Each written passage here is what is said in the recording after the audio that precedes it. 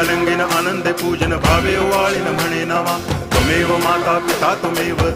बंधुश्च सखा त्वमेव विद्या तरुणं त्वमेव सर्वं मम देव कायेन वाचा मनसेन्द्रियैर्वा बुद्ध्यात्मना वा प्रकृति स्वभावात् करोमि यद्यत् सकलं परस्मै नारायणायति समर्पयामि अच्युतं केशवं रामनारायणं कृष्णदामोदरं वासुदेवं हरि गिरिधरं माधवं गोपिकावल्लभं जानकीनायकं रामचन्द्रं भजे हरे राम